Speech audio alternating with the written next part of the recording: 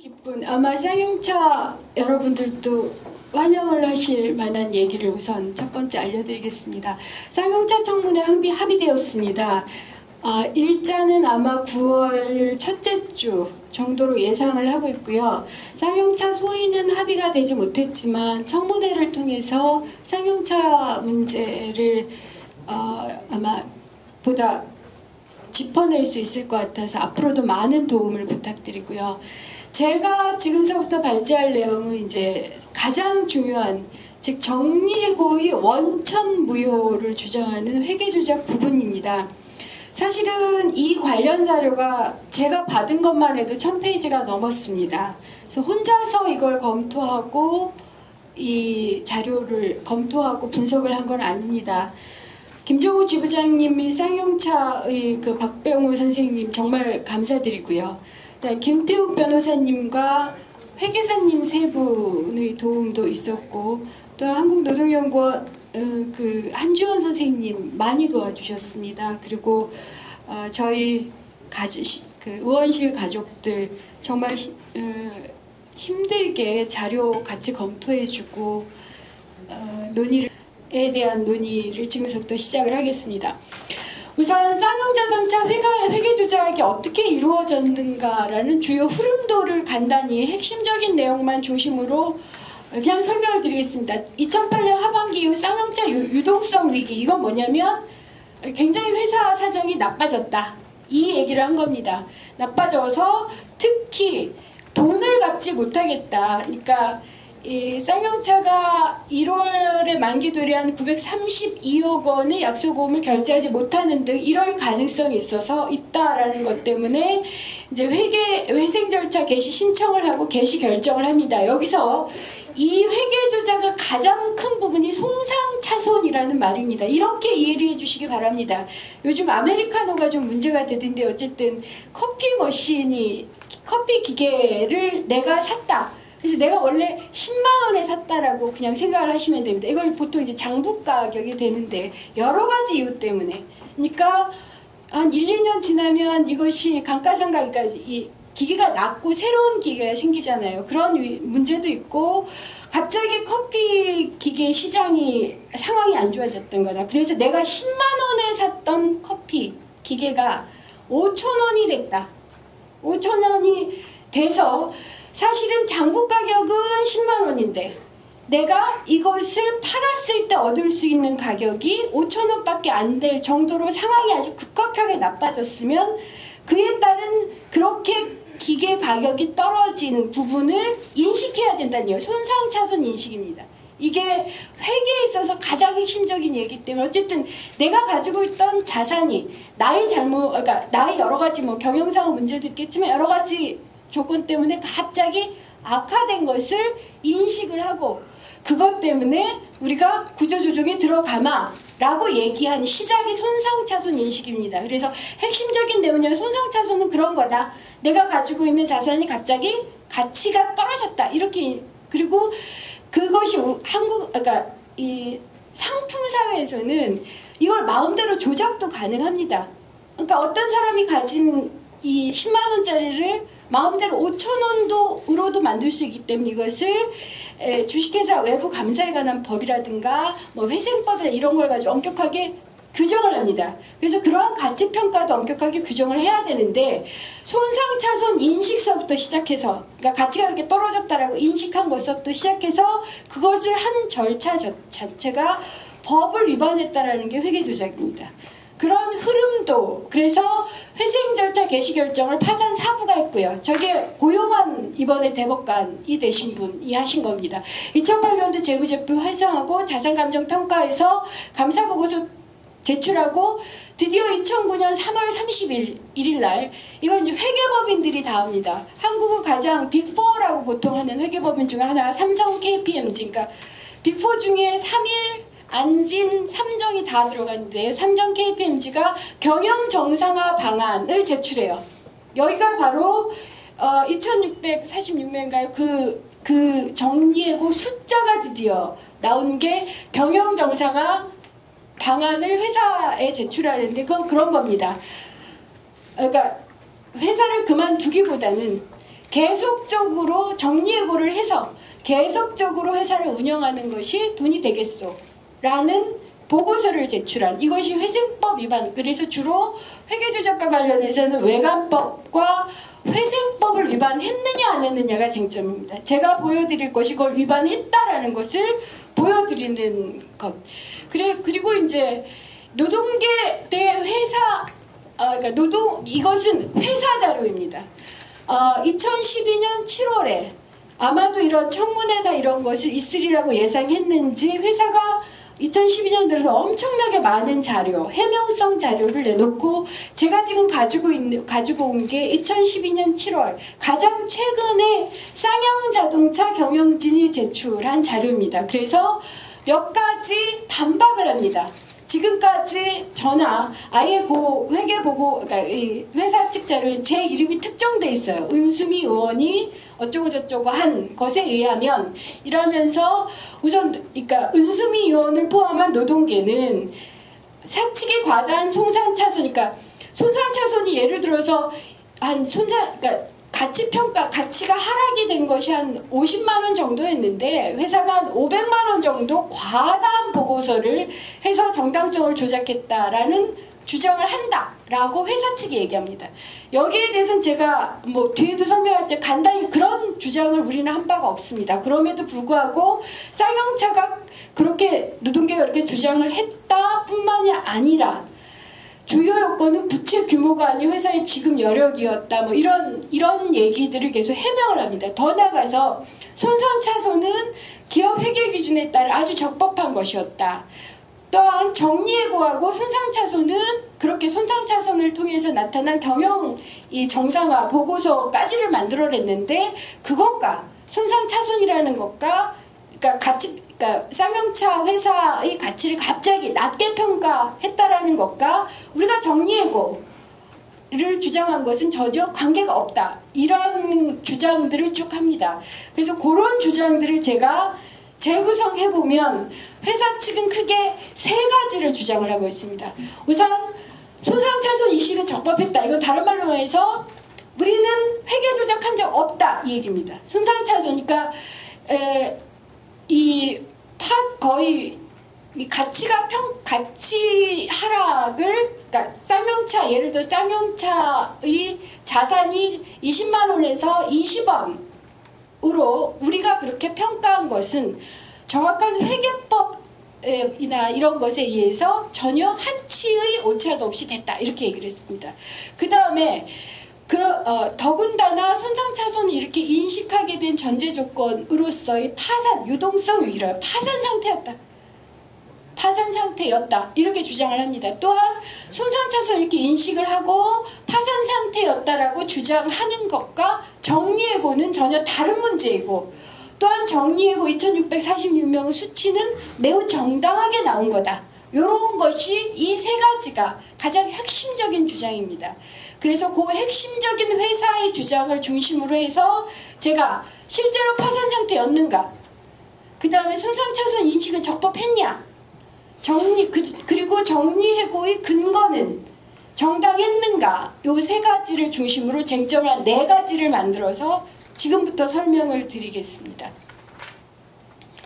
우선 파산 상태였냐라는 질문서부터 보겠습니다. 그렇지 않다. 당시를 파산 상태였다라고 그냥 단정적으로 보는 것은 굉장히 어렵다. 이것은 고의적인 먹튀, 그리고 그것을 허용한 한국 정부의 문제가 있다라는 얘기입니다. 제가 아마 그것을 지금 발표문에서는 12쪽과 13쪽을 보십시오. 그냥 이렇게 당시 2008년 미국발 금융위기로 유동성 위기는 모든 회사가 다 그랬다는 겁니다.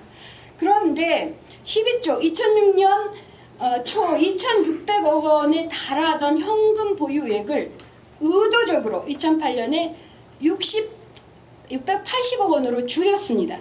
그러니까 우리가 되게 어렵다라고 얘기를 한 거고요. 또한 당시 쌍용차는 회전 대출 계약으로 해서 이 대출 계약을 했었습니다. 마음대로 쌍용차 회사가 마음대로 차입할 수 있는 3,300억 상당의 대출 계약을 산업은행, 중국은행, 중국공사은행가 체결한 상태였는데 이걸 안 씁니다. 약 2천억 정도를 쓰지 않은 거죠. 그래서 결국은 그 당시 대주주였던 상하이가 그냥 빠져나갈 수 있는, 그러니까 파산 상태다라고 얘기하면서 빠져나갈 수 있는 아주 고의적인 이 행동, 고의성이 의심될 만한 행동을 했다. 이것이 그러니까 파산 상태였냐라는 것에 대한 그렇지 않다. 파산 상태조차도 굉장히 고의적이었다라는 주장입니다. 그 다음에 이제 두 번째가 가장 문제가 되는 게 손상차손 문제입니다. 이것이 회계법상 적법하게 이루어졌느냐입니다. 거기에 대해서 우선 유형자산 손상차손 인식은, 그러니까 내가 가지고 있는 예를 들어 커피 머신이 20만 원에서 2,000원으로 떨어졌다라는 것에 대한 그런 이 인식. 그래서 내 재산이 굉장히 줄어들었다, 나 힘들어 라는 인식은 그 주식회사 외부감사에 의한 법이라고, 그냥 외감법이라고 얘기를 드리겠습니다. 그 내용은 뭐 13쪽, 14쪽, 15쪽 뭐 요런데 지금 설명을 해놨고요. 기업 회계 기준에 엄격하게 따라야 됩니다. 사기치지 못하도록. 그래서 제가 아까 말씀드렸죠. 내가 이것을, 그러니까 커피 머신을 20만 원에 샀으면 장부가액입니다. 그런데 그것을 다시 팔아서 회수 가능액이 굉장히 낮은 경우, 그러니까 장부가액이 높고 갑자기 회수 가능액이 한 20원 정도로 큰 경우, 아, 내 자산 가치가 떨어졌구나 라고 인식을 해야 됩니다. 당연히 경영상으로.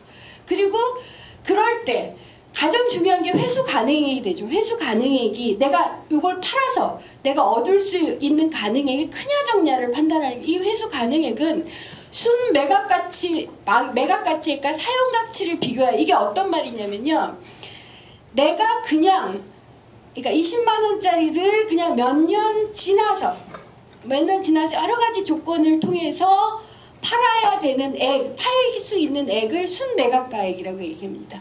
그러니까 뭐 내가 세탁기를 샀는데 3년 후에 그러면 새로운 세탁기도 나왔고 그 다음에 이 기계도 오래됐고 그래가지고 20만 원짜리를 한 10만 원에 팔게 된다, 이런 순매각가액 이라는 것과, 그다음에 사용가치라는 건 뭐냐면 내가 그걸 팔지 않고, 예를 들어서 커피 머신 그 기계를 팔지 않고 내가 그걸로 장사를 했을 때 미래 나한테 들어올 돈, 이게 사용가치예요. 이것을 비교해서 큰 액수로 일단 회수 가능액을 판단해야 되고, 그 회수 가능액하고 장부에 기록된 액수 중에서 회수 가능액이 현저하게 낮을 때, 아, 내가 위기 상황이구나 라고 경영진이 인식을 해야 됩니다. 그런데 제 발제문에 쭉 설명된 게 뭐냐면 아예 순매각가치액을 산정하지 않았습니다. 이건 회사 자료에서도 그렇게 얘기를 합니다. 즉 뭐라고 얘기를 하냐면, 당시 자동차 산업이 워낙 안 좋아서, 더 나아가서 주 액티언 이 당시 쌍용차의 세계 이 차종이 단종일 것이라서 도저히 생존 불가능하기 때문에 순매각가액이 없다라고 해요. 없다이거나 마이너스라서 순매각가액을 아예 산정하지 않고 나는 그냥 사용가치만 산정할래. 이것은 회사 측도 그렇게 주장을 합니다. 근데 어쨌든 그 주장이 타당하든 안 타당하든, 그리고 그 순매각가액이 왜 마이너스인지 혹은 마이너스이거나 제로인지에 대한 기준이나 그런 걸 전혀 제시하지 않고, 어쨌든 그러한 추상적인 근거에 의해서 사용가치만을 쓴 겁니다. 이건 무조건 외관법 위반이라는 거.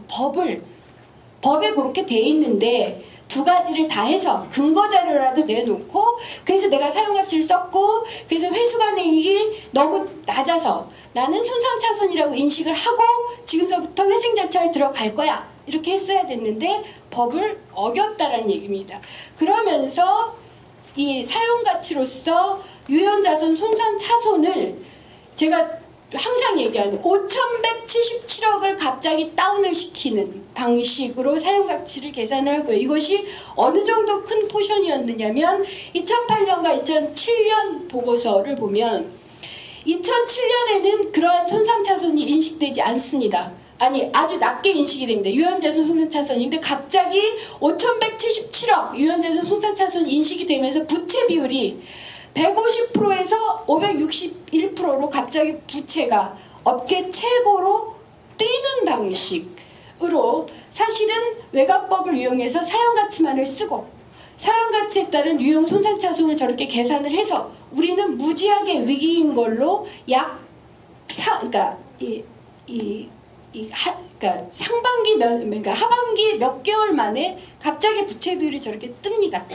근데 하여튼 요 과정 전체가 그러니까 이 561%가 과다 계산되었느냐 안 되었느냐는 중요하지 않습니다.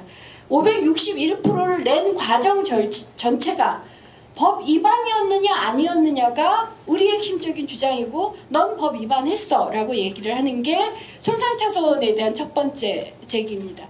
그 다음에 두 번째로 아까 제가 여기서 뭐라고 말씀드렸느냐면 회계기준에 따른 거고 근데 쟁점 3위 그래서 거기는 외관법 위반이고 3종 KPNG는 정리액으로 목적으로 이게 경영정상화 방안입니다. 2009년 드디어 3월 최종적으로 나온 정리액으로 목적으로 보고서를 작성하지 않았다라고 얘기합니다. 지금부터 그 문제에 대해서 제가 그 보고서를 다 봤습니다. 그래서 일부만을 가져왔습니다.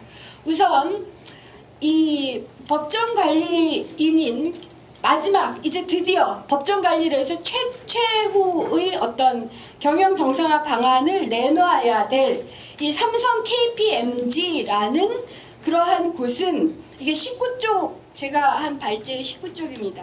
회생법에 따라서 이제는 손상차손이든 뭐든 이제 전체의 재산, 쌍용차 전체의 재산을 다 객관적으로 평가해야 됩니다. 각각의 기준에 맞춰서. 그런데 제가 19쪽에 뭐라고 말씀을 드렸느냐면 19쪽 그 두 번째 이렇게 보시면 이런 겁니다. 재산가액을 평가를 객관적으로 해야 되는데 굳이 그 평가를 해야 될 고정재산이 8개 종목이 있습니다. 그 중에 기타 자산을 누락을 해가지고 3천억 원 정도의 재산을 사실은 누락시켰어요.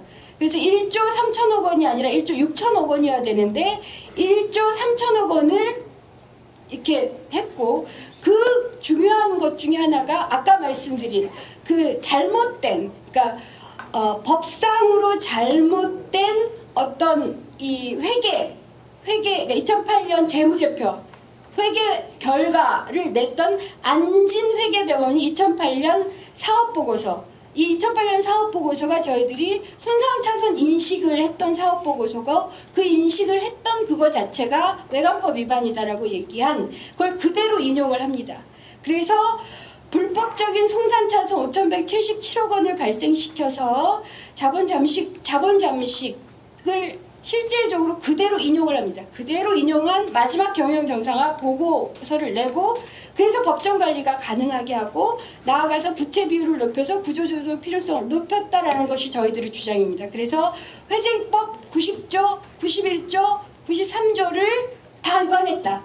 여기까지가 손상차손 인식하고 회생 절차 해서 파산법원에서 개시결정 받아서 경영정상화를 통해서 정리해고 2,646명까지를 낸 우선 법 위반으로 회생법 90, 그러니까 이 외관법뿐만 아니라 회생법 90조, 91조, 93조까지를 다 위반했다입니다.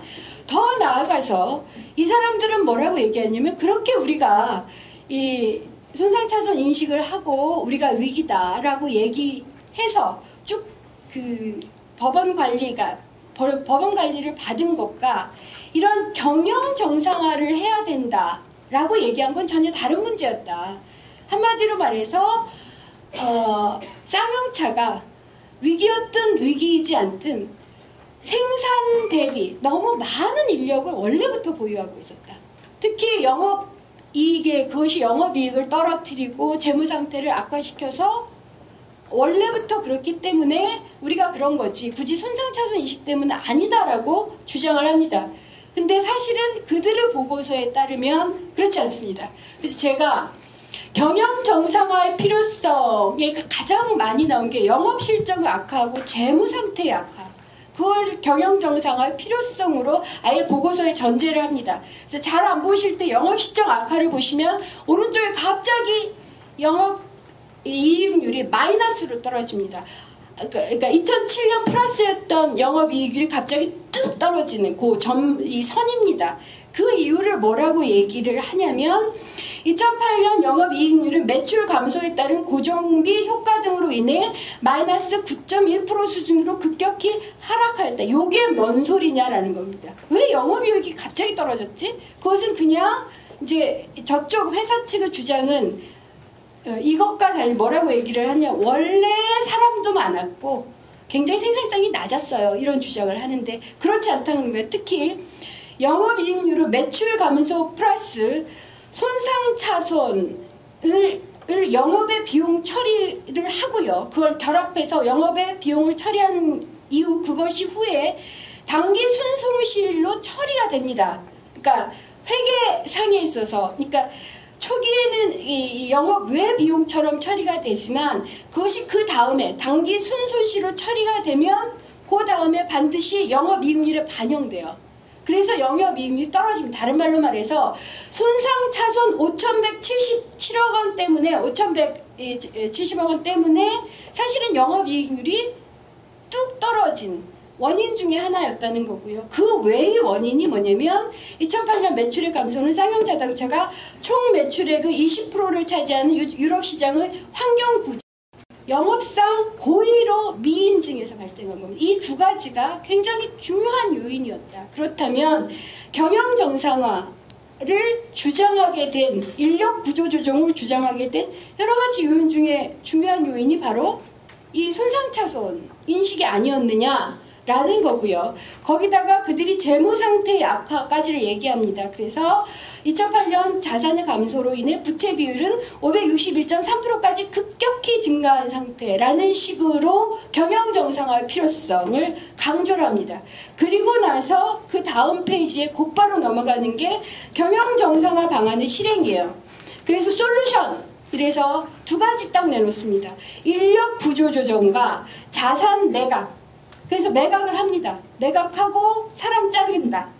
이것이 핵심적인 솔루션으로 나와요. 그 다음 수익성 개선은 이렇게 인력 구조 조정을 하고 자산 매각을 한 다음에 나 어떻게 할게 이렇게 하는 내용입니다. 따라서 회사의 얘기와 달리 회사는 워낙 이들이 생산성이 낮았어 라고 얘기하는 것과 달리 이런 증거가 있다. 더 나아가 이런 증거가 있다라는 거고요. 그 다음 요 부분에 대해서는 좀 더 제가 설명을 차후에 드리겠습니다. 그 다음에 이제 그래서 마지막 이 회색법 위반까지를 어쨌든 구조조정 결과를 발생을 했다. 특히 계속 기업 가치가 청산 가치보다 높은 것으로 평가하면서 구조조정과 신규자금 조달 여부가 기업 회상의 핵심적으로 지적했는데 이렇게 된 겁니다. 그러니까 지금까지 내용을 정리를 하면 우리가 굉장히 위기야. 그리고 불법적으로 손상차손을 그대로 인식을 해서 우리 회사 무지하게 이기야라고 하고 그에 따른 경영정상화 방안을 만들어서 이렇게 하면 기업의 청산 가치보다 계속 기업 가치가 더 높다. 그래서 자르고 우리는 사업하면 된다라고 최종적으로 나오는 겁니다. 그래서 2646명인데요. 지금서부터 이 2646명이 얼마나 희한하게 나타난 건가라는 점을 제가 회생법 위반 부분은 좀 더 넘어가고요. 정리해고 부분만을 먼저 조금만 말씀드리겠습니다. 그러니까 아마 요 부분은 제 발제문에 잘 반영이 안 돼 있어서 저희들이 PPT 파일을 만들 때 별도로 좀 강화시켜서 만들었습니다. 회사 측의 주장은 이런 겁니다. 계속 기업 가치냐 청산 가치냐를 얘기할 때 그러니까 생산성이 낮고 구조조정을 해야 되고 손상차손이 발생을 했고 거기에 영업이익률과 매출액이 떨어지고 재산상태가 나빠졌다라는 주요한 근거 중에 하나가 세계의 주요 차량이 SUV 차량이 단종된다는 거였습니다. 그런데 그런 그러니까 단종이 2009년, 2010년에 단종된다라는 걸 근거로 했어요. 그리고 그 단종되는 것에 단종된다라는 그러한 차량의 기초에서 HPV니까 이 시간당 이 생산품 노동 이게 생산 대수 시간당 몇 대가 나오고 몇 프로의 그 생산력이 있느냐를 그 세 개의 단종 차량을 가지고 합니다. 심지어는 그 세 개의 단종 차량이 지금도 단종이 안 되고 핵심적인 차량으로 가지고 가고 있어요. 그리고 계속 기업 가치를 주장한 것도 요 세 가지 단종하겠다라고 한 차량 때문입니다. 이제 요게 어쨌든 HPV라는 것으로 회사의 자료를 보면 요 HPV가 그다음 요렇게 쌍용자동차가 이게 뭐냐면 이 시간당 몇 명 한 대의 차를 만들 때 몇 명이 드느니 몇 명이죠 아마 그렇죠? 몇 시간이 드느냐 총 몇 시간이 드냐죠. 총 몇 시간이 드냐인데 쌍용자단 67.4시간이라 너무 많이 들어요. 이 세 가지 차 때문에. 여기에 대해서 아까 제가 그러니까 우리가 말씀을 드리는 건 어쨌든 요걸 비교해서 계속 쌍용자동차 노동자들 생산성이 떨어지고 그것 때문에 매출액 떨어지고 뭐 나쁘고 그래서 구조조정을 해야 된다는 게 바로 요것 때문에 나왔어요. 67.4시간. 나머지는 다른 데는 30시간이다. 요 비교가 첫 번째가 그러니까 아까 말씀드린 거 하나 우선 전제는 이걸 단종 차량을 가지고 단종 차량이라고 자기네들을 주장하면서 그걸 가지고 비교하고 그걸 가지고 계속 기업 가치를 얘기했다라는 것은 이미 말씀을 드렸고 두 번째로는 아시겠지만 SUV 차량하고 이 일반 자동차는 만드는 방식이 다릅니다. 그래서 일반 소형차 혹은 중형차와 SUV 차량에 들어가는 시간을 그냥 비교하면 안 돼요. 그래서 밑에는 뭐냐면 SUV 조립 라인만을 가지고 회사 측이 한 것처럼 HPV를 본 겁니다. 그러면 쌍용차가 34시간 정도 나와요. 비슷하죠? 38, 37.2, 34. 이것도 물론 충분히 우리가 비교한 건 아니기 때문에 쌍용차가 가장 효율성이 있다고까지는 우리는 주장하지는 않습니다. 하지만 SUV로 조립 라인의 HPV를 보면 그러니까 이 시간당 생산 능력 정도를 보면 다른 회사하고 거의 비슷하다는 겁니다. 다만 이것을 쌍용자동차하고 현대차는 쌍용자동차는 주로 SUV로 하는 데고 현대차는 일반 차를 생산하는 것을 가지고 비교를 해버리면 이렇게 수치 계산이 달리 나오는 이러한 좀 그러니까 왜곡 또한 했다 이런 얘기를 합니다. 그래서 비교 수치가 될 수 없는 것을 근거로 생산 부분만 2646명은 사무직까지를 다 포함했던 거예요. 생산 부분만 2185명의 인력이 잉여다. 그러니까 그동안 죽어라고 일해왔던 노동자들에 대해서 잉여다라고 표현하는 것이 경영정상화 보고서입니다. 그래서 정리해고, 그러니까 손상차손의 인식이 불법이었다 뿐만이 아니라 그들이 정리해고를 계산해냈던 것조차도 근거가 없고 매우 잘못된 거다라는 것이 저희 주장입니다. 그래서 결국 이렇게 된 거죠. 최종적으로 아까 그 세 가지 손상차손 인식은 회사는 적법했다고 그러지만 불법이었다. 특히 외관법, 회생법까지를 위반하도록 만드는 외관법은 위반했고 그것을 인식한 재무제표를 가지고 삼성 KPMG의 경영정상화 방안이 나왔기 때문에 회생법 위반까지를 만들어낸 어떤 손상차손 인식은 불법이었다. 그 다음에 파산 상태는 아까 고의로 사실은 차입해서 마음대로 쓸 수 있는 돈 2천억 원을 쓰지 않았을 뿐만 아니라 또 이런 것도 있습니다. 상하이 자동차에서 당시 쌍차가 받아야 할 채무가 있었습니다. 쌍용차가 상하이 자동차의 기술료로 받아야 했던 돈이 600억이고요. 상하이 차에서 받아야 할 미수금이 106억이었고요. 계열사 및 상하이 차에 대해서 가지고 있던 매출 채권이 154억이었습니다. 이것을 쌍용차가 미리 지급만 받을 수 있다 하더라도 당시 약 900억 정도였죠. 당시 돈은 지급을 할 수 있었던 겁니다. 이거 안 받았어요. 그러니까 차입도 확인도 안 했을 뿐만 아니라 상하이차에 받아야 했던 돈도 안 받았습니다. 그래서 기획된 파산이었다. 거기다가 그걸 통해서 경영 정상화 방향으로 인력 구조 조정을 그래서 명시를 한다. 그리고 또한 부당한 정리해고였다. 이것에 대해서 회사, 안진회계법인, 삼성 KPMG, 3일 회계법인이 다 승인을 하고 심지어는 금융감독원과 법원이 승인을 합니다. 그런 식으로 해서 결국 이 문제가 발생을 했다라고 주장하는 것이 범대유와 저희 의원실의 핵심적인 주장입니다. 그리고 그리고 이 회사 측에서 얘기하는 저 세 가지 문제가 저희들로서는 이건 의도적이고 기획적인 왜곡 혹은 사기 의혹이 매우 높다. 그래서 회계는 회계 조작이었다라고 주장을 하는 겁니다. 향후 대응 방향과 관련해서 사실은 아까 청문회가 한 2시간쯤 전에 합의가 됐습니다. 그래서 저는 이 발표문을 만들기 전에 아직 청문회 합의가 안 된 상황이어서 첫 번째로 환노위 특별소위 구성 및 국정조사 혹은 청문회를 제안했습니다만 말씀드린 것처럼 특별소위는 안 됐으나 청문회는 합의가 됐습니다. 그래서 9월 초에 할 겁니다.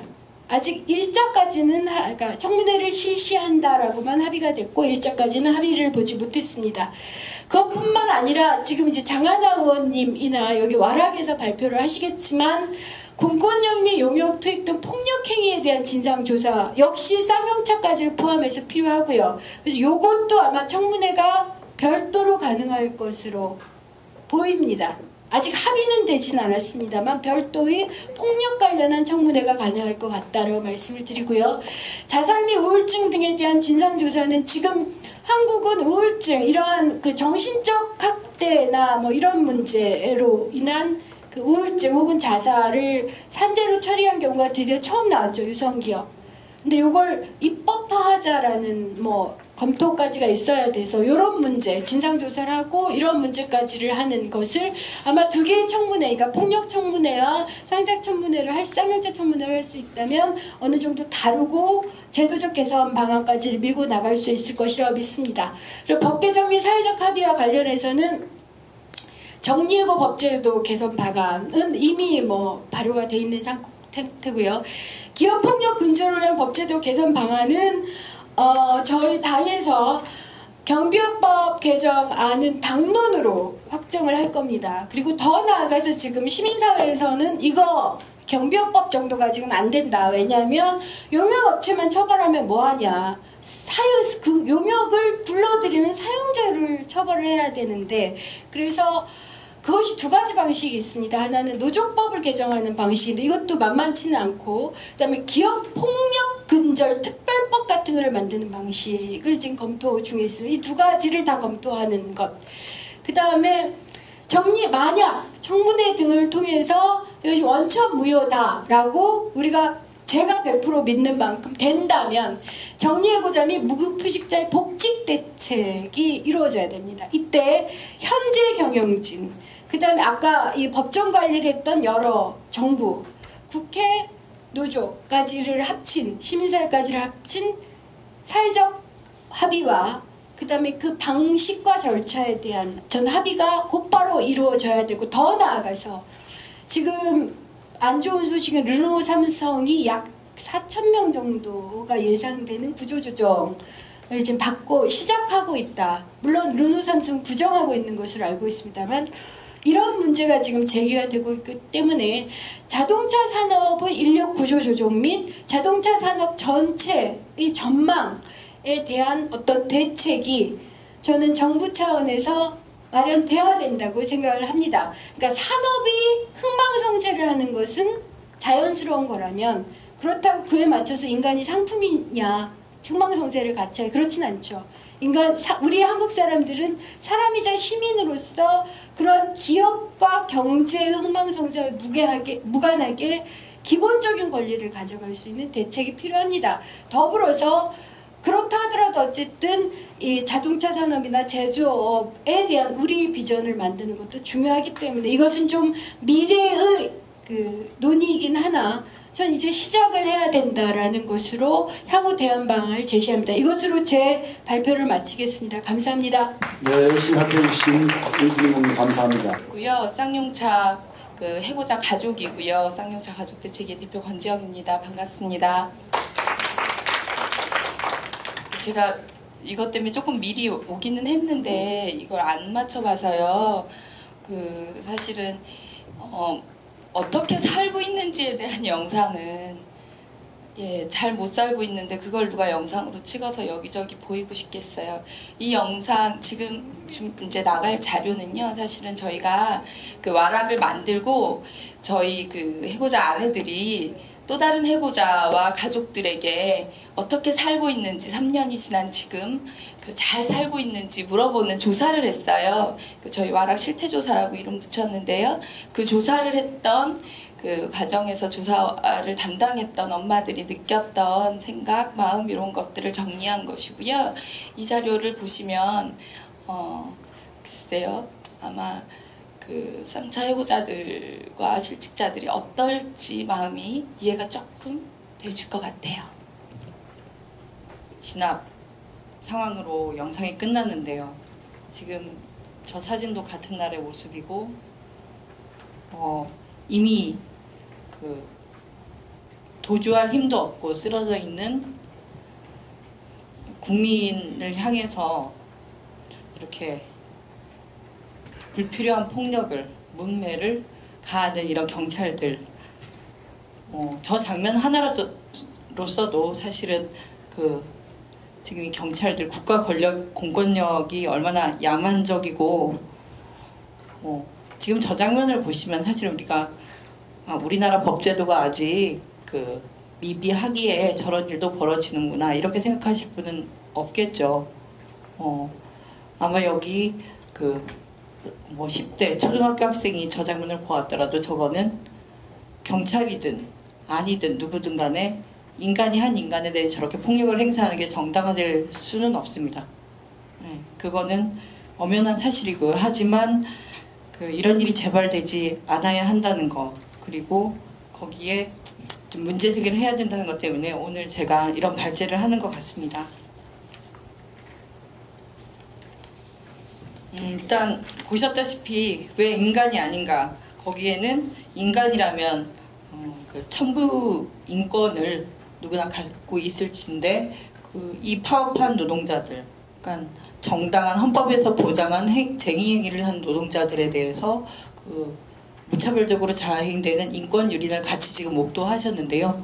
그래서 제가 과연 인간 취급을 받지 못한 이유가 무엇인지 의문을 가져보았습니다.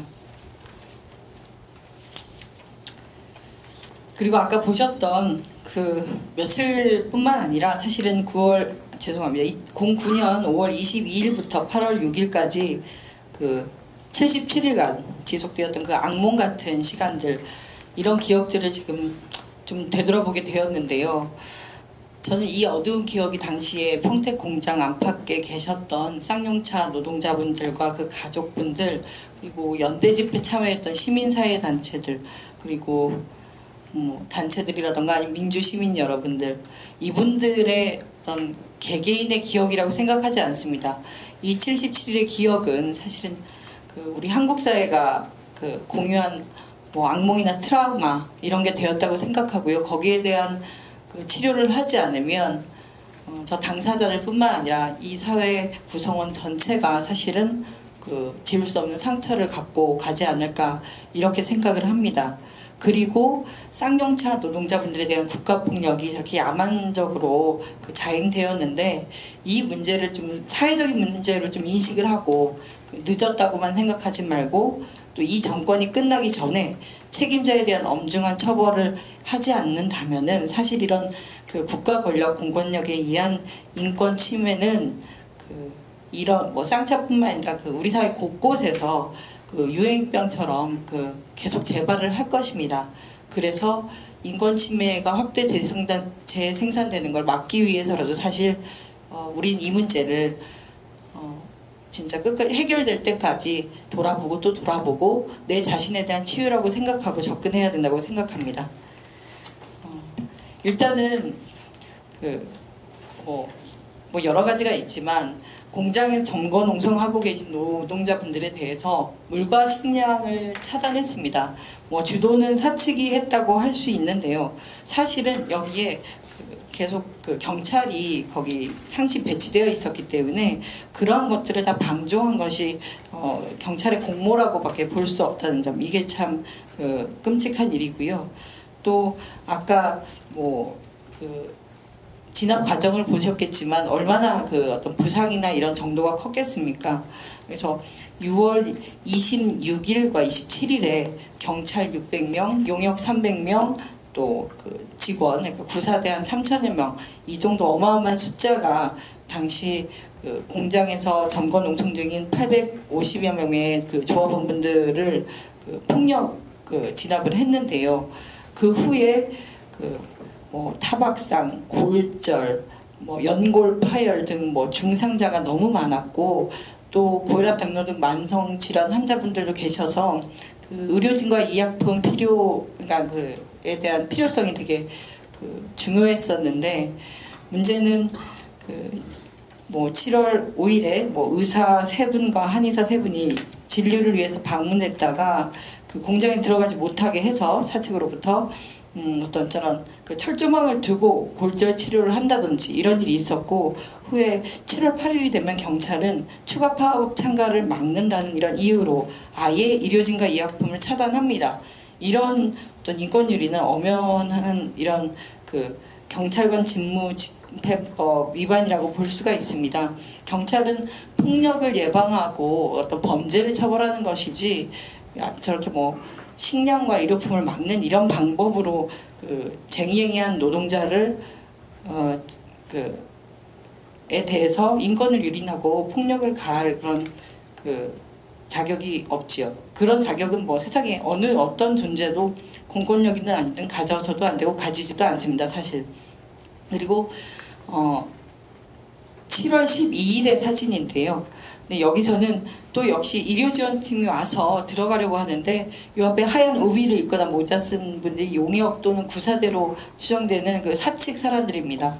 근데 의료진에게 신분증을 보여달라든지 그런 어떤 신분 확인을 요구하고 있고요. 근데 왼쪽에 지금 노란색 옷을 입은 건 경찰인데, 아주 노골적으로 의료진이 못 들어오는 것에 대해서 방조하고 있죠. 아까 동영상에서도 구사대에 의한 폭력을 지켜만 보고 있는 경찰의 모습을 보셨는데요. 저런 식으로 상시적으로 경찰은 인권 유린을 지켜만 봤습니다. 비호해 줬다고 하는 게 맞을 것 같습니다.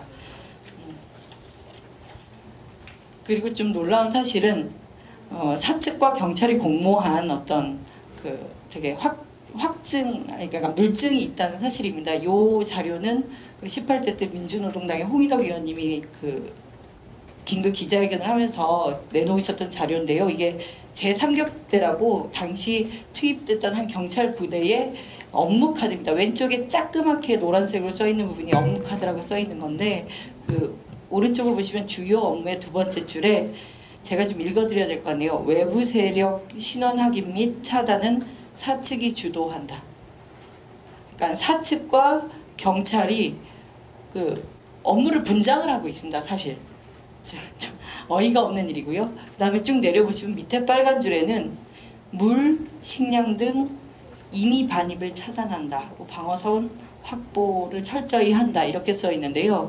그러니까 물, 식량을 차단하는 방법은 누구도 사용해서는 안 되는 방법이고, 특히 그게 공권력이면은 더더군다나 안 되는 방법인데, 이게 본인들의 주의사항에 적혀 있습니다. 이런 야만적인 행태를 보여주고 있습니다.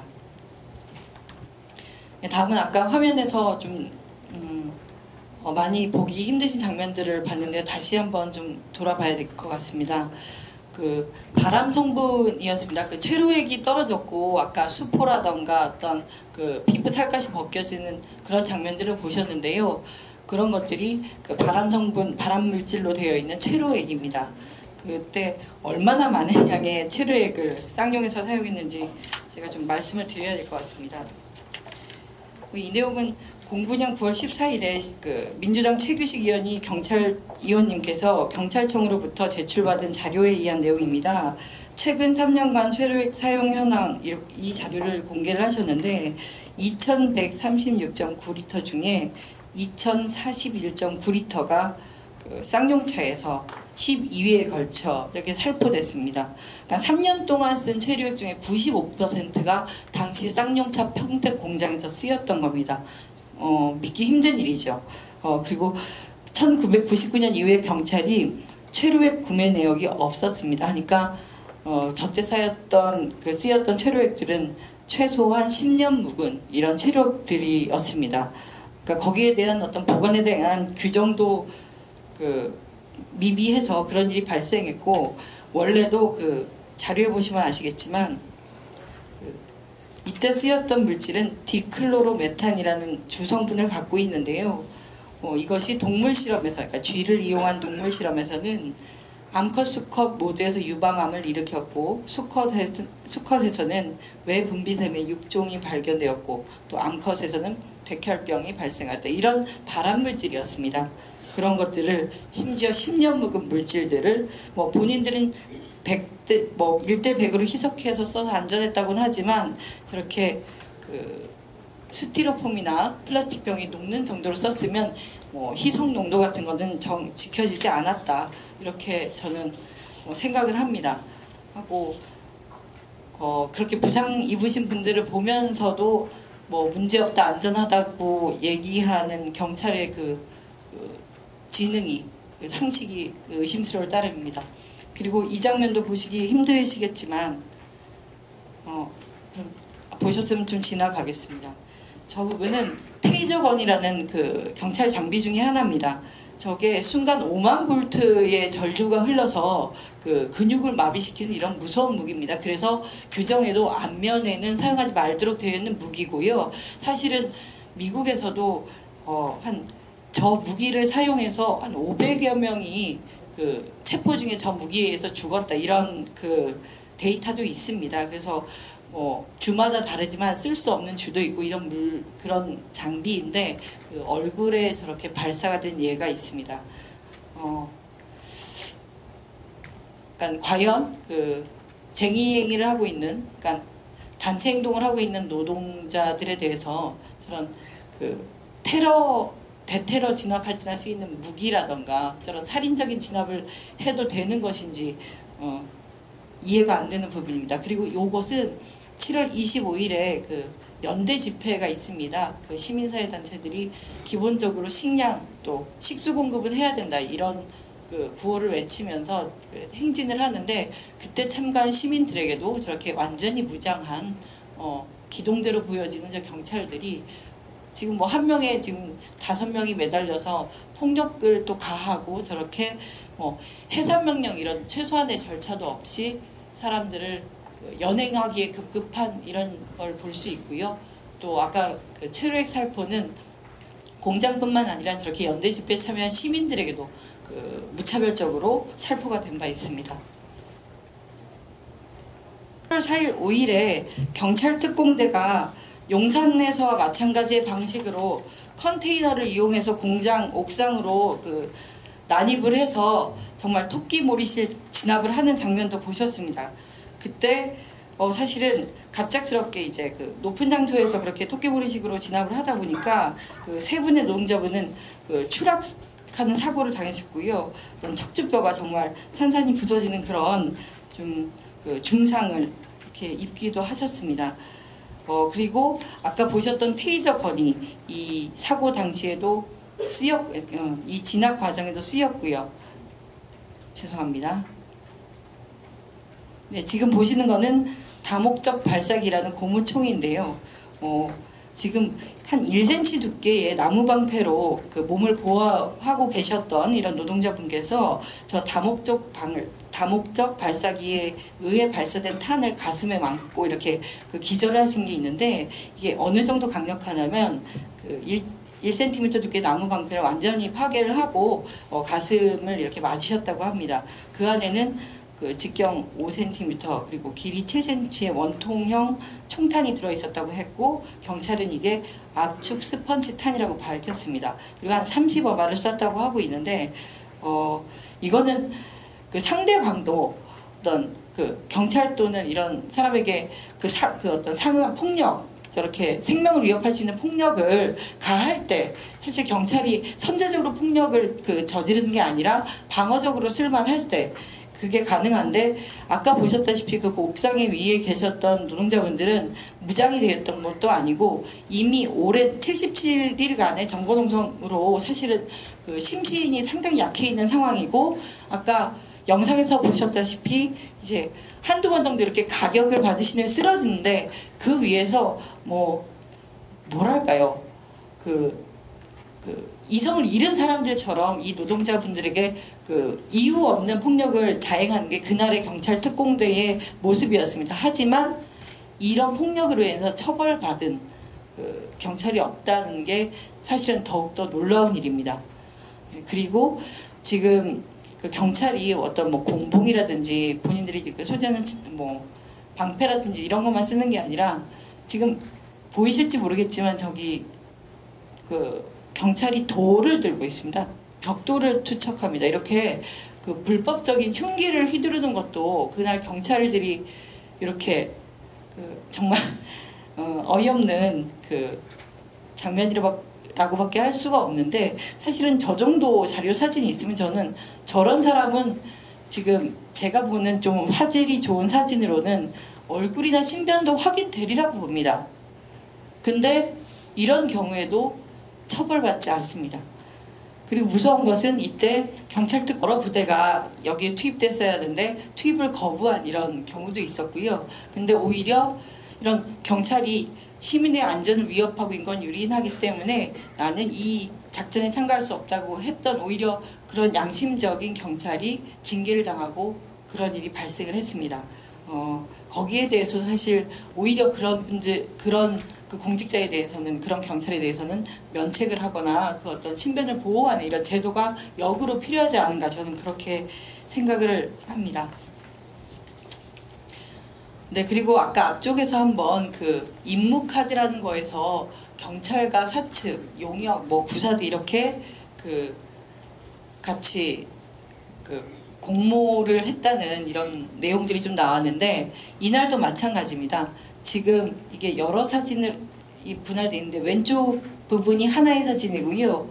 그 오른쪽은 위아래가 좀 분리되어 있습니다. 지금 왼쪽 보시면 파란 지붕에 그 구사대와 경찰들이 얘기하고 있는 게 보이시죠? 그러면 파란 지붕 오른쪽 부분이 저기 확대된 그림 보시면 밑에 그 새총을 발사하는 기계가 그 옥상 난간에 거치되어 있는 모습입니다. 하고 그날의 상황에 따르면 구사대가 볼트 너트 같은 걸 새총으로 계속 쏴서 사실상 진압하러 들어오는 경찰들을 엄호한다고 해야 되나요? 엄호하고 공동 작전을 펼쳤다고밖에 볼 수 없는 이런 일이 벌어지는데요. 그러니까 죄송합니다. 경찰이 해야 할 일은 사실 그 노동자의 단체 행동권을 보장하고, 또 오히려 그러니까 사측, 용역, 구사대에 의해서 그 폭력을 오히려 당하고 있는 이런 것들을 보호해야 되는데, 그게 아니라 순전히 어떤 자본의 논리, 경제의 논리 이런 것으로 사측이 고용한 용역하고도 똑같은 이런 모습을 보였다는 게 그날의 진실입니다. 그리고 최근에 컨택터스라는 용역업체 건으로 SJM 그 지부의 건으로 사실 언론에 많이 나타나는데, 이게 비단 그 SJM에서만 특이하게 있었던 일이 아니라 더한 사태들이 더 수많은 어떤 금속노조 또는 많은 그 노조 지부 지회에서 이 정권하에 일어났었다. 이런 것들이 저는 정말 한 사업적인 문제가 아니라 전체 어떤 시스템의 문제로 다 다뤄지고 책임자를 찾아내서 엄중히 처벌하는 그런 것들이 좀 이 정권이 끝나기 전에 확실히 필요하다, 이렇게 생각을 합니다. 지금 이것은 경찰의 메모인데요. 이 역시도 홍희덕 의원님께서 그러니까 언론에 보도했던 내용입니다. 지금 이게 좀 내용이 너무 낙서가 돼 있어서 잘 못 읽으실 텐데 제가 살짝 해석을 좀 해드리자면, 윗부분에 한자로 되어 있는 건 사측입니다. 사측에 우리 직원 동수, 그 다음에 무전기 휴대 해놓고 그 당구장 표시해놓고 3격대 이렇게 써 있는데요. 아까 임무카드에 제3격대라고 있었죠. 그래서 이 메모가 어떤 경찰의 메모라는 건 그 부분을 통해 알 수 있습니다. 그 3격대 그 병력이 사측, 그러니까 나중에는 사측이 4천여 명이 이제 그 출근을 하게 되는데 거기에 동수로 경찰이 투입된다 이런 말이 되어 있습니다. 그러니까 이때는 마지막 그 8월 2일께에 그 마지막 7차 협상이 결렬되기 전에 나왔던 메모이기 때문에 사실 그때 사측은 협상에 뭐 응하고는 있지만 사실 시간 벌기고 사실 그 협상을 교섭을 제대로 이루고자 하는 의지가 없었다 보여지는 겁니다. 왜냐하면 그 전에 이미 경찰과 저렇게 투입할 것을 그 병력을 투입해서 진압할 것을 공모했기 때문에 그때 협상 자체도 문제가 있지 않았나 이렇게 생각을 하고요. 그 다음에 두 번째 그 동그라미 표시는 뭐 사전에 3차 가로 열고 야간인데 그 다음에 11시 01시 하고 2시 반 지금 야간 그 BTX인가 이렇게 써 있는 것이 모의 훈련이라고 합니다. 하고 D-1부터니까 진압 1일 전부터 야간에 모의 훈련을 하는데 11시, 1시, 2시 반에 3번을 한다. 3차를 한다 그 말이고요. 그 다음에 그 밑에 2번이 그 05시 진입 이렇게 써 있는 겁니다. 진입작전 개시 이렇게 써 있고요. 그 다음에 야간 비행 모의 훈련 그리고 맨 마지막에 동그라미가 헬기 별도 지원 헬기 뭐 2대인지 2호인지 그거는 제가 알 수 없습니다. 이런 내용인데요. 이게 끔찍하게도 맞아떨어진 게 이 자료를 그 홍의덕 의원실에서 8월 2일 오후에 긴급 기자회견을 하고 근데 그 3일날 밤에 정말 11시에 헬기가 당시 쌍차 노조 쪽에 이렇게 배회를 하고 서치라이트를 틉니다. 그래서 그때 뭐 인터넷 언론은 아니지만 그래도 그 뭐 블로거라든가 개인들은 11시에 헬기가 이렇게 떴기 때문에 새벽에 이러면 훈련을 하고 5시에는 정말 진압하지 않을까 했고 근데 정말 거짓말처럼 8월 4일에 진압을 합니다. 그래서 이 부분만 보더라도 사측과 경찰이 얼마나 치밀하게 공모를 했는지 이런 내용들을 좀 알 수 있는 부분입니다. 그리고 이것은 그래서 8월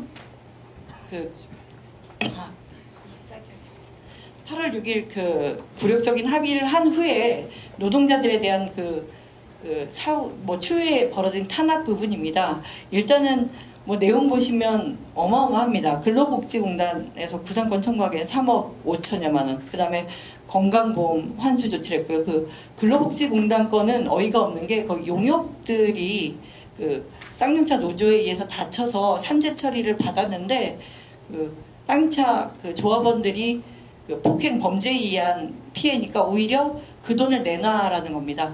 그러니까 용역을 보호해 준 거죠. 오히려 공권력이. 그 다음에 3번은 경찰 역시도 손해배상 청구를 저렇게 어마어마하게 하고 그 22억 6천에 대한 가압류 조치로 8억 9천 이런 게 있고 사측에 의한 손해배상 청구 100억 원 보험사에 의한 거 110억 원 이런 식으로 그 경제적 압박이 사실은 그 어떤 정당한 노동운동에 대한 물리적 그리고 정신적인 탄압이 되는 것입니다.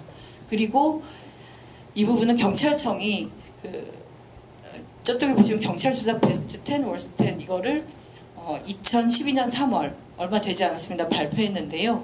거기에 그 부침을 보시면 베스트 10 사건의 5위가 평택 쌍용자동차 점거 농성 사태 조기 해결 이겁니다. 경찰이 이런 식으로 어떤 이 사태를 인식하고 있는 것도 부분이라고 생각합니다. 그러면 지금 시간이 좀 많이 지난 관계로 저도 개선 방안을 좀 말씀드리고 마무리해야 될 것 같습니다. 현재 그 사용자의 재산권은 그 끔찍하게 저렇게 경찰이 마치 사병처럼 보호하면서 그 노동자의 노동권, 그러니까 즉 사회권은 그 보호받지 못하고 있습니다. 국가와 경찰이 지금 경제 권력에 종속되어 있고 마치 기업의 일개 사병처럼 굴고 있는데요. 사실은 그 사회 구성원의 어떤 수적으로 보면 대부분이 우리 노동자, 사회적 약자입니다. 그렇기 때문에 극소수의 사용자의 재산권보다는 우리 노동자의 노동권 보장이 우선돼야 한다고 생각을 하고요. 그렇기 때문에 그 사회권 실현을 위해서라도 재산권 행사는 오히려 사회 공공복리에 종속되어야 된다는 게 그러니까 이런 인식 변화가 앞서 있어야 된다는 게 제 생각입니다. 그리고 또 지금까지 그 이런 파업 쟁의 행위가 그 업무방해죄라는 형법상 업무방해죄로 가장 많이 처벌받아 왔습니다.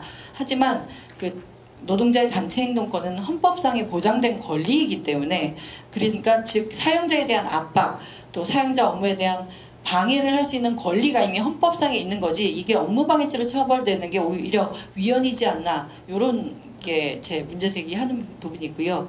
그 다음에 이런 쟁의행위에 의해서 아까 손배가 압류 어마어마한 천문학적인 액수를 때리고 있는데, 이런 노조 및 노동자 개인에 대해서 이런 손배 청구를 할 수 없도록 하고, 특히나 경찰이나 국가기관이 그 어떤 형사처벌 외에 이런 민사소송으로 그 노동자의 약간 노동운동, 정당한 노동운동을 탄압을 하는데, 이것도 없도록 해야 되겠습니다. 네, 네, 이상으로 제 발제는 마치도록 합니다. 하지만 제가 아까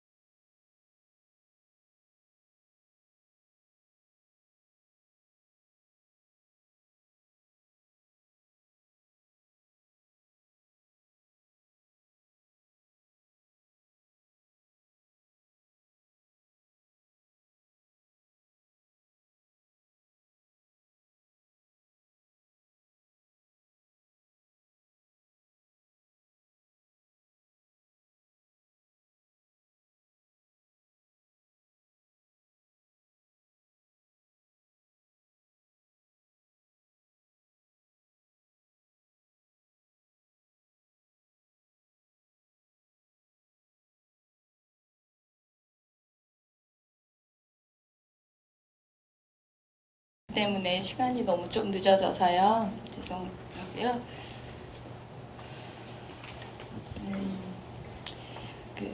방금 보신 자료가 이제 저희가 실태조사 했을 때 조사를 했던 마찬가지로 그 해고자 무급식자 징계해고자의 아내들이죠. 이분들이 조사했던 내용인데요. 그 뒤에 이제 조사했던 내용에 대한 결과가 있어요. 이런 것들은 아마 제가 의원님들에게도 드렸고 그 기자분들한테 또 다 이렇게 보도자료로 드렸는데요. 그 대부분의 가정이요. 그 가장들이 뭐 알코올릭이거나 그 일용직 일자리를 전전한다거나 비정규직으로 일하고 있다거나 이혼했거나 혹은 별거 중이거나 혹은 이혼 위기에 처했거나 이렇게 통계는 잡히지 잘 않지만 이혼하신 얘기를 굉장히 어려운 얘기를 잘 안 하시지만 그 와락으로 상담 신청을 하시는 전화 사연에는 그런 것들이 되게 많아요. 이러다가 정말 죽을 것 같아서 전화를 걸어봤다. 내가 무슨 병에 걸렸는지 이게 우울증인 건지 궁금하고 알고 싶다. 내가 아내하고 아이들한테 왜 이러는지. 오늘도 제가 여기를 왔는데 오늘도 저녁에 그렇게 전화 주신 분이 상담 예약이 전문 상담사 선생님하고 예약이 돼 있거든요. 근데 이게 다 잘 살고 있고 특별히 어떤 한두 분이 이렇게 호소를 하셔야 맞는데요. 대부분 이렇고요. 건강하게 잘 살고 있는 분이 너무 드뭅니다. 해고 이후에 별다른 보살핌이 없었어요. 심리적으로도 그렇고 경제적으로도 그렇고 진짜 이 사람들에게 필요한 것이 무엇인지에 대한 고민도 없었고 깊이 이해하지 못하니까 피부에 닿을 수 있는 지원을 우리가 하지 못했습니다. 장하나 의원이 발제하신 폭력, 국가폭력의 사진, 그런 폭력을 당했던 기억, 그리고 일순간에 조직에서 배제됐던 느낌, 이런 것들 때문에요. 지금도 정신병원에 입퇴원을 반복하시는 분이 계세요.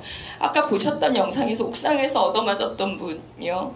그렇게 맞고 경찰서로 끌려가서 계속 조사를 받아요. 다시 검찰에 가서도 조사를 받습니다. 그리고 결국 구속이 되셨어요. 이분이 지금도 정보과 형사가 나를 미행하고 있다는 망상에 쌓여 있어요. 정신병원에 최근에 다시 또 입원하셨다 퇴원을 하셨습니다. 아내는 가출했고요. 아이는 셋인데요. 이 가정이 어떻게 무슨 돈으로 지금 살고 있을까요? 사는 게 아니라 그냥 하루가 버텨지는 거예요. 이렇게 버티고 있는 가정들이 있습니다. 저희뿐만 아니라 많은 노동자들이 이렇게 절망 속에서 살고 있지요. 자살률이 1위라고 하지요. 일을 할 수 있어야 지속도 가능하고 후분배를 하건 어쩌건 간에 건장하고 젊은 사람들이 일자리가 있어야 되지 않겠습니까? 시간이 없어서요. 제가 다 말씀을 못 드리겠는데요. 딱 하나만 말씀드리고 싶어요.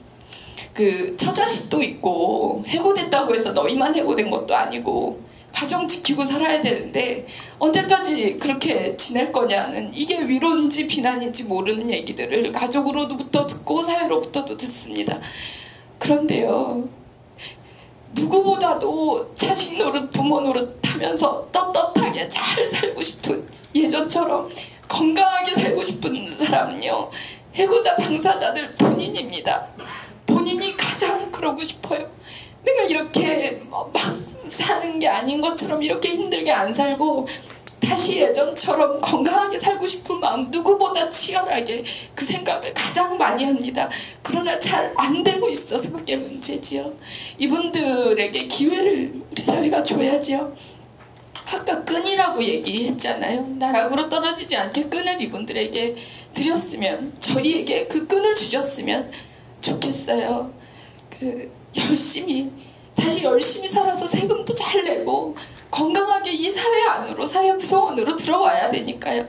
오늘 이렇게 토론회를 만들어 주시고 이것을 들어주시고 공감해 주시겠다고 오셔서 자리를 열어주셔서 너무 감사하고요. 이것이 계기가 돼서 쌍용차 해고자들뿐만 아니라 정리해고가 갖고 있는 피해와 그것으로 인해서 우리가 사회가 겪었던 고통을 이제는 제도적으로 또 법적으로 좀 고쳐 나갔으면 그런 자리가 됐으면 하기를 바랍니다. 감사합니다. 네, 가슴 아픈 내용 제대로 전하지 못한 자리가 되었습니다. 죄송하고 미안합니다. 자, 이제 너무 오래 기다리셨습니다. 우리 토론자님들 주어진 시간이 필요성에 대해서 말씀해 주시겠습니다. 예, 그 은수미 의원님께서 사실상 뭐 다 얘기를 했던 부분이라서 제가 중요한 부분은 하진 않겠습니다. 그중 몇 가지만 얘기를 하고, 국가폭력 문제는 예, 제가 조금 더 달리 할 말도 있는데 하여튼 두 가지를 10분은 안 쓰겠습니다. 7분만에 끝내로. 구조가 이렇죠. 이게 지금 국회 진상조사가 왜 필요하냐라는 문제가 지금 오늘 핵심이 돼야 된다고 저는 생각합니다. 청문회로 타협을 해서 일단 뭐 진행하기로 했다고 얘기를 들었는데 조금은 실망스럽죠. 물론 그 청문회 과정에서 다시 국정조사를 하자라는 요구가 국회 내에서 나오기를 사실상 촉구하면서 제 얘기를 하겠습니다.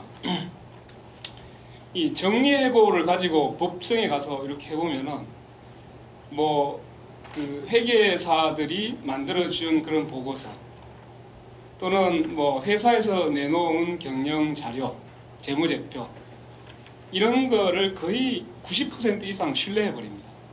아무리 그게 문제가 있다고 지적해도 충분히 그럴 이유가 있겠지라고 해서 그냥 넘어가 버립니다. 그러니까 실제로 이 파산법원이 그냥 그 세 가지 뭐 그 감사 보고서, 그 다음에 경영 정상화 방안에 대한 보고서, 또 뭐 조사 보고서 이런 걸 그대로 인용을 다 하고 있거든요. 거기에 대해서 비판적인 검토가 거의 없다고 보시면 됩니다. 그렇기 때문에 실제로 법원이 어떤 그 법원 판결문 기재됐다는 것 자체가 우리의 사실을 그것이 맞는 것이다 라고 증명해 주지 못한다는 것이죠. 그렇기 때문에 이번 국정조사가 반드시 필요하다 이런 말씀을 드리는 것이고, 이제 제가 그 구조를 한번 말씀드려 보겠습니다. 만약에 지금 얘기하고 있는 그 의혹들, 그러니까 회계가 조작됐다, 그리고 지금 회사에서 얘기하는 것처럼 자기들이 법정관리, 즉 회생 절차를 신청하게 된 결정적인 원인은 유동성 위기다, 이게 지금 다 조작되거나 스스로 만들었다는 것 아닙니까? 이게 전부 다 이러한 위기를 만들기 위해서 조작됐다 그러면 결과적으로 정리해고의 실체의 요건인 긴박한 경영상의 필요, 이걸 다 조작했다는 얘기거든요.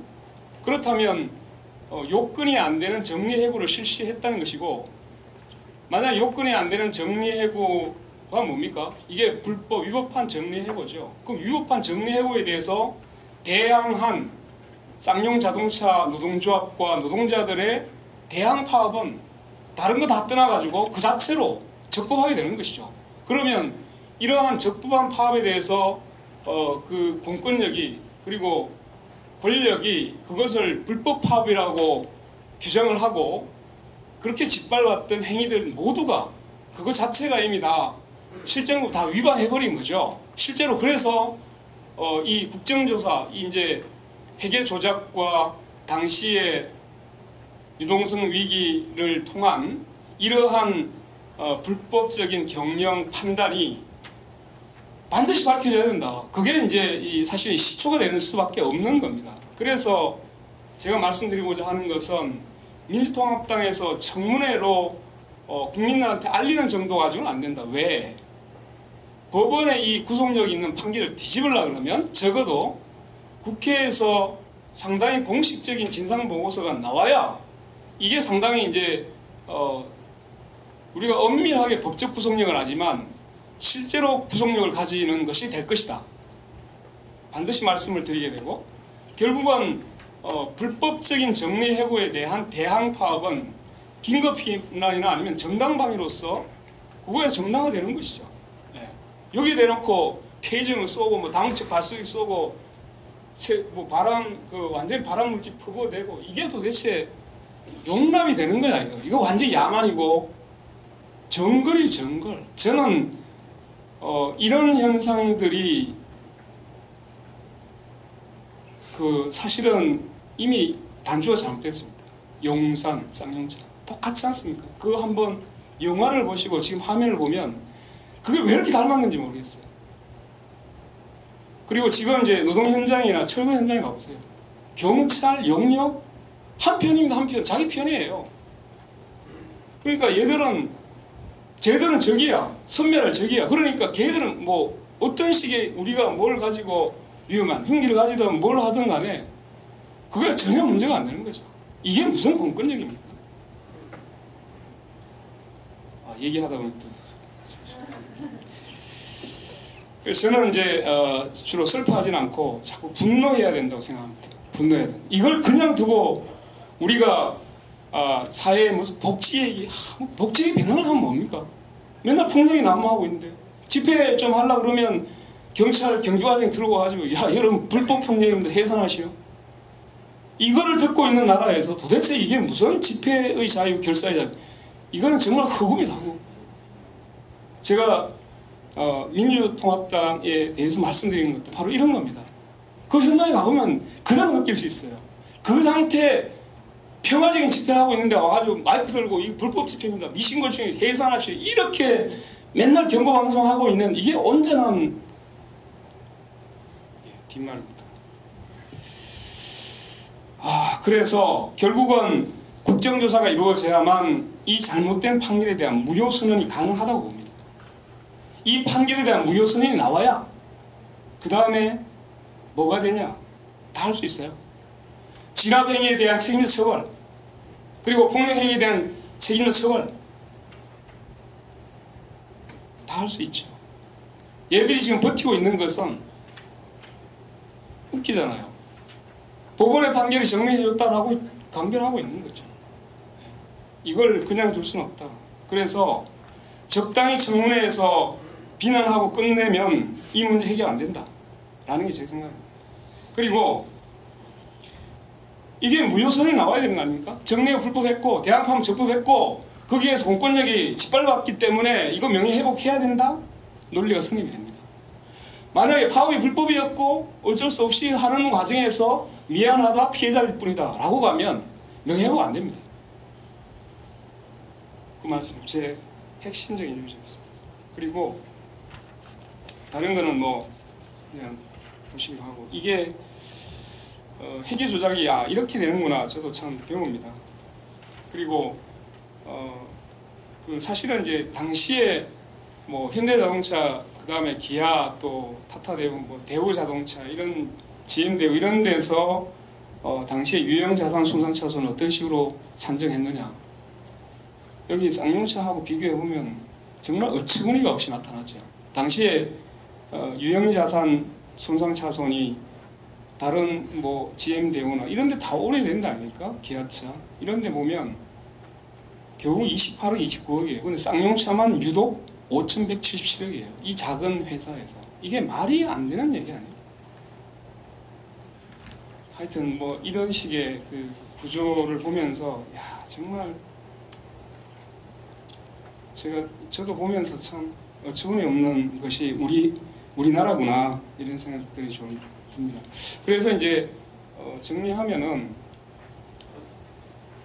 이게 이제 그래서 저는 뭐 진상조사 특별위원회가 바로 쌍차 소위가 돼야 된다 이렇게 말씀을 드리고 있는 이유고 그 이러한 이제 진상 규명이 있어야 그 다음에 이제 뭐 구제 대책이든 뭐 그게 봐라 이걸 그냥 놔두니까 이게 심각한 문제가 나잖아. 그러니까 법 제도적으로 이것이 개정돼야 된다라는 얘기가 나올 수 있는 것이죠. 지금 경찰의 폭력 문제 그거 지금 현행법으로 얼마든지 다 처벌이 가능합니다. 지금 저기서 본 거 경찰은 흉기 내지는 위험한 무기로 사람을 작살을 냈어요. 이거는 중형입니다.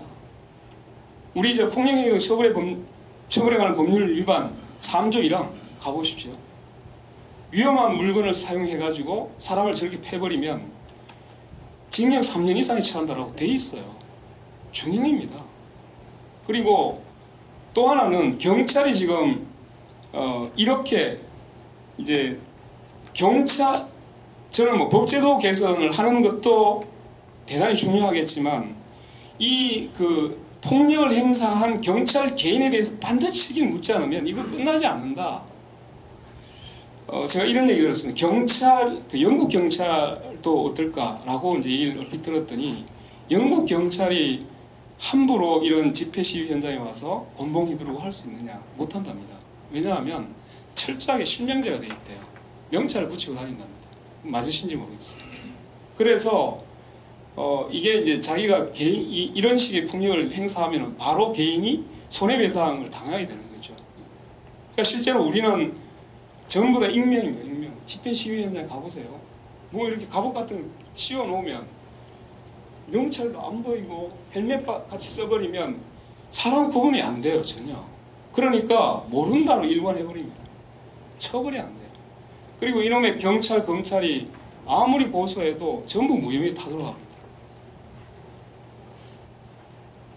반드시 해야 됩니다. 그리고 저는 지금 쌍용차하고 저도 이 연관이 많긴 한데 제가 이제 이 쌍용차 싸움에서 체포된 유치장에 들어가고 여기에서 긴급 그때 이제 불법 체포하고 직권 남용으로 제가 지금 같이 고소를 했습니다.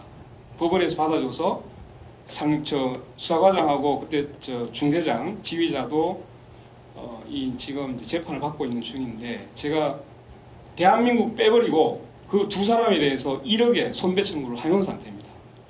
대한민국을 뺀 이유가 있죠. 그것은 대한민국이 1억 봉입니까? 그 1억 내주면 경찰은 아무런 피해가 없잖아요. 그래서 철저하게 개인에 대한 책임을 묻겠다 이런 생각이 있습니다. 두 가지를 생각해야 됩니다. 현행법 제도 속에서 어떻게 책임을 물을 거냐 하는 문제, 두 번째는 부족한 부분을 어떻게 보완할 거냐 이겁니다. 고맙습니다.